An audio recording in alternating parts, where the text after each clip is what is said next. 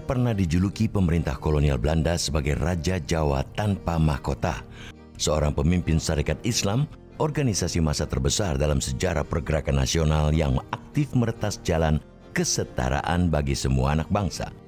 Dia, Haji Omar Said Cokro Aminoto, juga merupakan salah satu peletak fondasi awal bangunan Republik yang pernah menjadi bapak bagi sejumlah tokoh pergerakan kebangsaan Indonesia. Mari kita bersama-sama melakukan perlawanan atas ketertindasan agar semua rakyat Nusantara tidak lagi dipandang sebagai seperempat manusia. Haji Omar Said Cokro Aminoto atau HOS Cokro Aminoto dikenal luas dalam lintasan sejarah nasional sebagai seorang guru bangsa yang pernah menjadi pemimpin Sarekat Islam atau SI dari tahun 1914 hingga 1934. Lahir dari keluarga bangsawan di Bakur, Madiun, Jawa Timur pada 16 Agustus 1882, Omar Said Cokro Aminoto sebenarnya menyandang gelar Raden Mas pada namanya. Namun di kemudian hari, Cokro yang dikenal sangat membenci feodalisme membuang gelar ini.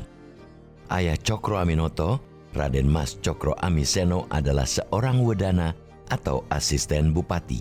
Sedangkan kakek Cokro Aminoto, Raden Mas Adipati Cokro Negoro, pernah menjadi Bupati Ponorogo.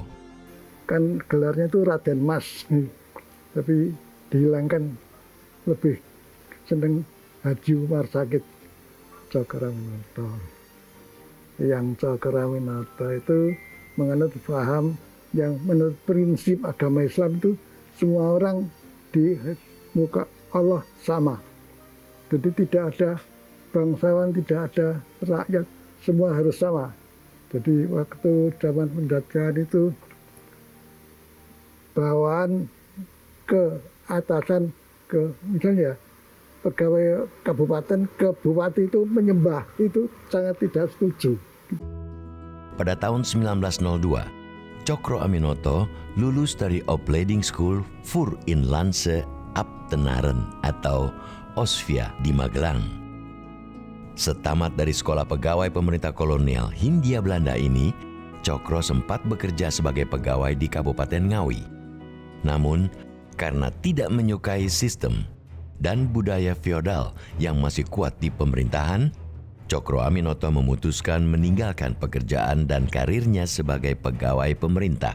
Cokro kemudian sempat bekerja menjadi kuli di Pelabuhan Semarang, sebelum akhirnya pindah ke Surabaya pada tahun 1907 dan bekerja di beberapa perusahaan Belanda. Yang sangat tidak setuju itu waktu itu mertuanya. Kalau istrinya itu nggak masalah. Jadi yang Putri Cokro Aminoto nggak ada keberatan apa-apa. Tapi yang keberatan mertuanya yang waktu itu jadi patih. Gitu ya. Patih jadi pegawai pamong prajanya Belanda gitu. Sangat tidak setuju bang. Yang Cokro itu sekolahnya sekolah pamong praja kok nggak mau jadi pegawai pemerintah gitu loh. Saat bekerja di sebuah pabrik gula di Surabaya, Cokro Aminoto yang sering menulis di beberapa surat kabar dan majalah telah dikenal sebagai seorang yang kritis dan radikal. Cokro juga aktif menjalin komunikasi dengan sejumlah ulama dan tokoh pergerakan, salah satunya dengan Haji Saman Hudi, pendiri dan pemimpin Sarekat Dagang Islam SDI. Selama beliau ini di Surabaya, nampaknya kemampuan menulis beliau itu menjadi sangat baik. Beliau itu kemudian sering menulis di surat kabar begitu, dan namanya menjadi sangat terkenal. Nah, ini nampaknya yang kemudian dipantau oleh pengurus Sarekat Islam yang saat itu memang sudah berdiri di Surakarta. Kemudian yang kedua, Pak Cokro ini memiliki keberanian, terutama untuk menentang ya budaya feodal itu, dan juga beliau menyerukan adanya kesetaraan antar manusia, gitu ya. Nah, ini yang nampaknya menarik perhatian para pengurus Sarekat Islam di Surakarta, sehingga kemudian pada tahun 1912 ada utusan dari Surakarta, ya, utusan Syarikat Islam yang waktu itu dipimpin oleh Pak Samanhudi untuk datang ke rumah Pak Cokro yang saat itu ada di Surabaya. Nah, pada saat itulah kemudian Pak Cokro diajak untuk bergabung dengan Syarikat Islam. Pada tahun 1912, Haji Samanhudi mengubah nama Syarikat Dagang Islam menjadi Syarikat Islam atau SI. Saat itu, Cokro sendiri terpilih sebagai Ketua Cabang SI Surabaya dan dipercaya menjadi pemimpin redaksi utusan Hindia, surat kabar terbitan Syarikat Islam. Dalam konteks waktu itu, surat kabar itu memiliki tidak hanya sekedar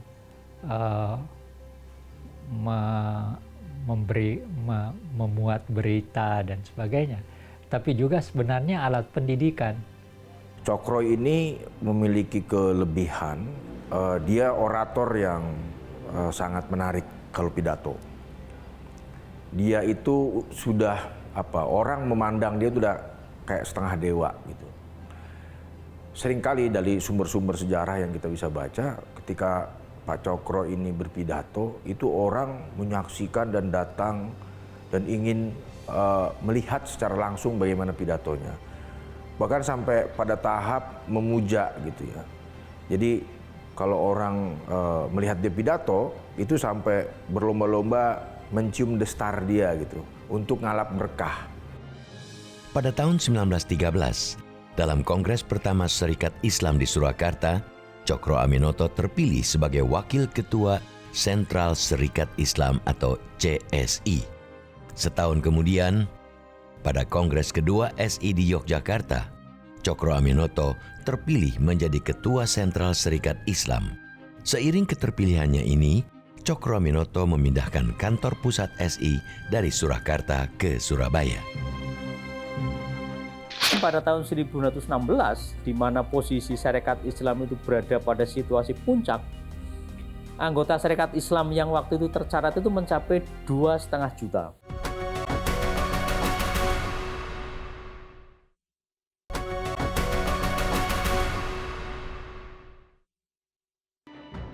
Karisma besar Cokro Aminoto sebagai orator dan tokoh radikal penentang feodalisme yang aktif menyuarakan pesan kesetaraan bagi semua warga Hindia Belanda dengan cepat memikat banyak warga Bumi Putra untuk bergabung dengan Syarikat Islam.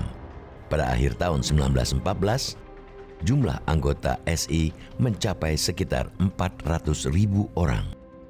Nampaknya Pak Cokro ini memang melihat terutama terkait dengan aspek Islam. Jadi di tengah situasi penjajahan yang yang saat itu sangat menekan, Pak Cokro nampaknya mempelajari secara detail apa itu sebenarnya semangat yang ada di dalam Islam dan bisa dijadikan salah satu ideologi untuk melawan penjajah Belanda. Itu yang pertama. Kemudian kontribusi yang kedua dari Pak Cokro adalah menjadikan Syarikat Islam itu sebagai organisasi modern dan kemudian didaftarkan kepada pemerintah kolonial sebagai sebuah organisasi yang resmi. Nah, setelah itu memang karena Syarikat Islam itu kemudian dijadikan sebuah organisasi yang legal, itu mengalami perkembangan yang sangat luar biasa. Sekitar tahun 13, 14 itu ya, 15 atau 15 itu mulai tumbuh kesadaran baru di sebagian elemen Syarikat Islam untuk membawa organisasi itu menjadi lebih progresif, ya, lebih revolusioner, lebih progresif gitu, dengan melakukan aliansi dengan kelompok pekerja buruh dalam hal ini, ya kan? Jadi tidak semata-mata menghimpun orang yang satu agamanya, tapi juga ada pembelaan kepada kaum-kaum marginal, mustadafin, kepada kaum-kaum yang lemah.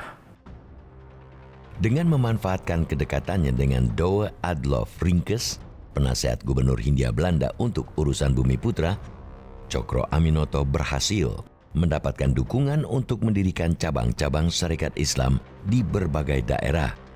Hanya dalam waktu 4 tahun setelah didirikan, Syarikat Islam telah memiliki 180 cabang di berbagai pelosok wilayah Hindia Belanda. Berkembang Syarikat Islam bisa berkembang terus ke boleh dikatakan ke seluruh Indonesia akhirnya. Ya. Dan itu karena Cokro Aminoto. Dalam upaya membawa syarikat Islam ke level nasional, kepengurusan Cokro merancang 8 program untuk semakin memperjuangkan hak rakyat, salah satunya penghapusan kerja paksa. Saat Syarikat Islam menggelar Kongres ketiga yang untuk pertama kalinya bertaraf nasional di Bandung pada 17 hingga 24 Juni 1916, Cokro Aminoto dengan berani menyuarakan tuntutan perlunya pemerintahan sendiri bagi bangsa Hindia Belanda. Tuntutan ini disampaikan Cokro dengan mengacu pada Undang-Undang 23 Juli 1903 yang memuat keputusan Ratu Wilhelmina terkait perlunya tiap-tiap karesidenan membuka kemungkinan mencapai pemerintahan sendiri. Pada tahun 1916 atau Kongres Syarikat Islam di Bandung, dinyatakanlah sejak saat itu bahwa Syarikat Islam akan memberikan otonomi kepada cabang-cabangnya di seluruh Hindia Belanda. Sebagian ahli sepakat ya, juga menulis, misalkan Takashi Shiraishi yang menulis tentang zaman bergerak, ya, tentang periode-periode perjuangan ini, pergerakan ini. Melihat inilah momentum awal Syarikat Islam memiliki kesadaran nasional. Karena dia membagi, misalkan pengurusnya itu ada Sentral Syarikat Islam CSI dan juga cabang-cabang yang otonom. Makanya ada Syarikat Islam Afdeling Semarang, Syarikat Islam Afdeling sampai kemana-mana. Pada awal Februari 1918, sebuah peristiwa yang menunjukkan karisma besar kepemimpinan Cokro Aminoto terjadi saat majalah Jawi Hiswara menurunkan tulisan yang dianggap melecehkan Nabi Muhammad. Cokro memimpin aksi unjuk rasa akbar memprotes tulisan ini. Menyusul unjuk rasa ini, jumlah anggota SI membengkak drastis dari 450.000 orang pada tahun 1918 menjadi 2,5 juta pada tahun 1919. Pada tahun 1916, di mana posisi Syarikat Islam itu berada pada situasi puncak, anggota Syarikat Islam yang waktu itu tercatat itu mencapai 2,5 juta. Ini belum pernah ada organisasi yang anggotanya sebesar itu. Besarnya jumlah anggota Syarikat Islam dan tersebarnya cabang-cabang Syarikat Islam di banyak daerah ikut memperluas tumbuhnya semangat kebangsaan di kalangan rakyat Bumi Putra. Karena besarnya jumlah anggota SI ini, HOS Cokro Aminoto sering dijuluki sebagai Raja Jawa tanpa mahkota. Mengapa Pak Cokro mendapat julukan semacam itu? Itu tidak lain karena pertama, pada saat itu posisi kerajaan itu kan mengalami situasi surut. Nah, pada situasi semacam itu Pak Cokro itu menjadi seorang tokoh yang mampu mengorganisir massa dalam jumlah yang sangat banyak. Apa yang dikatakan oleh Pak Cokro itu diikuti oleh para pengikutnya. Jumlah anggota Syarikat Islam itu berkembang sangat pesat. Nah, ini yang nampaknya kemudian oleh orang-orang Belanda itu digambarkan sebagai seorang raja. Karena apa? Ya karena itu tadi, beliau berhasil mengorganisir massa yang sangat banyak. Pada Mei 1918, ketika pemerintah Hindia Belanda membuka kesempatan bagi perwakilan warga Bumi Putra untuk masuk Volksraad atau Dewan Rakyat, Cokro Aminoto dan Abdul Muiz ditunjuk Syarikat Islam mewakili SI di parlemen bentukan pemerintah ini. Dalam sebuah sidang Volksraad, Cokro sempat menyampaikan sebuah mosi berisi tuntutan diadakannya berbagai perubahan besar dalam kehidupan perpolitikan di Indonesia. Mosi yang juga ditandatangani sejumlah tokoh seperti Cipto Mangunkusumo, Rajiman, Tiun, dan Abdul Muiz ini antara lain menuntut pembentukan parlemen yang anggotanya benar-benar dipilih rakyat dan memiliki hak untuk menentukan hukum serta membangun pemerintahan yang bertanggung jawab pada parlemen. Cokro punya ide untuk otonomi mengelola Hindia Belanda gitu ya, terlepas dari negara Belanda sendiri, kan koloninya nih. Lawan praktik kolonialisme dan imperialisme ya nggak cuma lewat gagasan saja, tapi juga dengan tindakan, dan hal inilah yang kemudian dilihat oleh anak-anak kos yang pada waktu itu tinggal di rumah Cokro.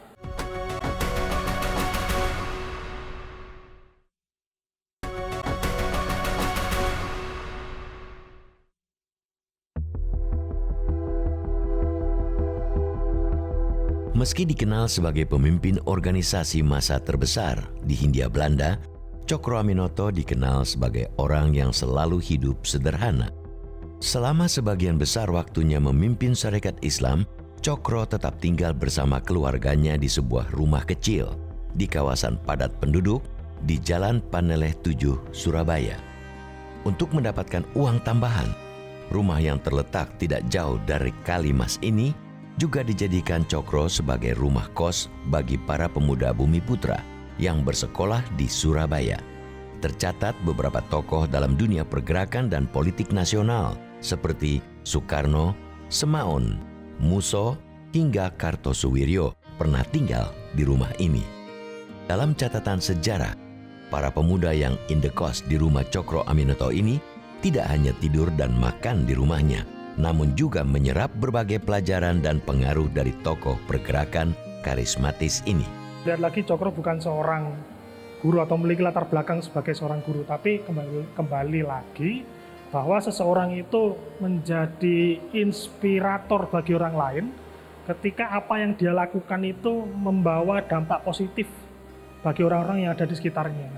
Itulah yang saya lihat sebagai cara Cokro dalam memberikan suatu pembelajaran secara nggak langsung lewat apa yang dia lakukan, lewat suri toladannya, sikapnya, pemikirannya, gagasan dan tindakannya. Jadi seandainya dia ngomong bagaimana caranya kita melawan praktik kolonialisme dan imperialisme, ya nggak cuma lewat gagasan saja, tapi juga dengan tindakan. Dan hal inilah yang kemudian dilihat oleh anak-anak kos yang pada waktu itu tinggal di rumah Cokro sebagai bentuk bahwa apa yang dilakukan oleh Cokro Aminoto ini tidak hanya sebatas pada gagasan saja, tapi juga ada tindakannya. Dalam biografi Bung Karno itu, beliau secara langsung mengatakan bahwa Pak Cokro adalah guru saya. Bung Karno ingat betul bagaimana Pak Cokro setiap sore misalnya memberikan buku-bukunya kepada Bung Karno untuk kemudian dibaca gitu secara langsung oleh Bung Karno. Bung Karno juga ingat bagaimana Pak Cokro kalau malam memberikan berbagai wejangan kepada Bung Karno, dan Bung Karno betul-betul menyadari bahwa Pak Cokro adalah gurunya. Pada tahun 1919, sebagian anggota Serikat Islam yang berpandangan lebih radikal seperti Semaun dan Darsono mulai kerap mengkritik sikap dan pandangan Cokro Aminoto dan beberapa pengurus SI lain yang mereka anggap lembek terhadap pemerintah kolonial. Di sisi lain, pemerintah kolonial yang khawatir dengan pengaruh besar Sarekat Islam mulai mengawasi pergerakan tokoh-tokoh SI. Saat terjadi peristiwa kerusuhan dalam aksi protes petani di Cimamere, Garut, Jawa Barat yang melibatkan para aktivis Sarekat Islam Afdeling B. Tasikmalaya, sejumlah tokoh SI tak terkecuali Cokro Aminoto diseret ke pengadilan dan kemudian dipenjara. Haji namanya Haji Hasan menolak membayar pajak padi yang diberlakukan oleh pemerintah kolonial. Mereka menolak, tidak hanya menolak, melakukan perlawanan dan pembangkangan yang berujung kepada tewasnya satu keluarga ini di Cimareme. Ketika kasus ini dibongkar, ada dugaan Afdeling B. Jadi Afdeling B ini, kalau Afdeling A itu yang resmi lah gitu ya. Ini semacam panggilan. Afdeling B itu yang underground, yang diduga memiliki afiliasi dengan kelompok kiri ini, komunis ini. Mereka menyusup itu ke Sarekat Islam, memprovokasi sehingga terjadi peristiwa besar ini. Kemudian pemerintah kolonial melakukan serangkaian investigasi, maka ditangkaplah beberapa orang pimpinannya termasuk Cokro. Ketika Cokro Aminoto dipenjara, pertentangan pendapat di tubuh Sarekat Islam antara kubu radikal atau merah yang dimotori Semaun dengan kubu putih yang dipimpin Agus Salim kian memanas. Kala itu Semaun yang merupakan ketua SI Cabang Semarang dan beberapa anggota SI lain juga menjadi anggota ISDV atau Serikat Sosialis Demokrat Hindia yang menjadi cikal bakal terbentuknya PKI atau Perserikatan Komunis Indonesia. Terjadi radikalisasi.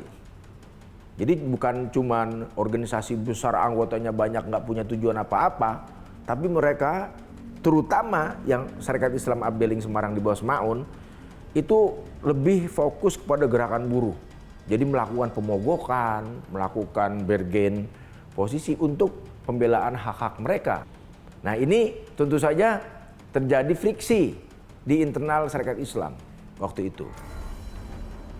Saat digelar Kongres Nasional SI di Surabaya, Agus Salim dan Abdul Muiz berhasil meyakinkan sebagian besar peserta Kongres untuk menjalankan disiplin organisasi bagi pengurus dan anggota SI yang merangkap keanggotaan di organisasi lain. Langkah Agus Salim ini membuat Sarekat Islam pecah menjadi SI Merah dan SI Putih. Sejak saat itu Haji Agus Salim memberlakukan disiplin partai. Anggota Sarekat Islam tidak boleh juga menjadi anggota organisasi lain. Kan tadinya mereka bebas tuh, punya 2 kartu, anggota ISDV juga, anggota bebas. Tapi sekarang nggak boleh, Sarekat Islam harus. Nah kemudian mulai terjadi pembelahan. Ada yang merah, ada yang putih. Ya kan?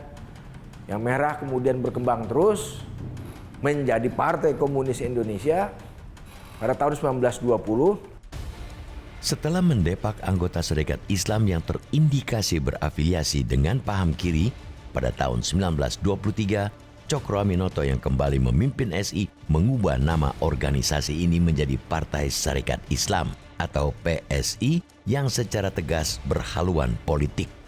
Dalam kongres yang digelar pada Januari 1929, nama PSI diubah lagi menjadi Partai Sarekat Islam Indonesia atau PSII.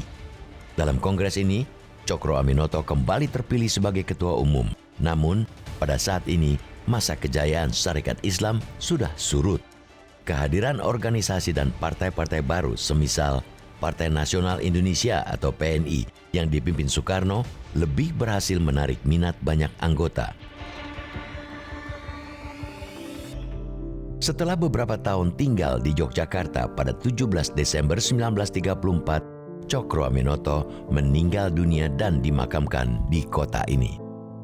Pada tahun 1961, Presiden Soekarno menetapkan sang guru bangsa ini sebagai pahlawan nasional. Meski tak sempat menikmati alam kemerdekaan yang diperjuangkannya, pengaruh dan sumbangan Cokro Aminoto bagi perjuangan bangsa Indonesia untuk berdiri di atas kaki sendiri sangat besar. Beliau adalah seorang pejuang yang sangat gigih memperjuangkan kemerdekaan Indonesia. Dan ada satu yang patut kita teladani karena sifat egaliter beliau. Artinya beliau itu seorang manusia yang memperlakukan manusia sebagai makhluk yang sama, makhluk yang setara. Di sini kita bisa melihat bahwa Pak Cokro adalah seorang tokoh yang sangat menjunjung tinggi nilai-nilai kemanusiaan.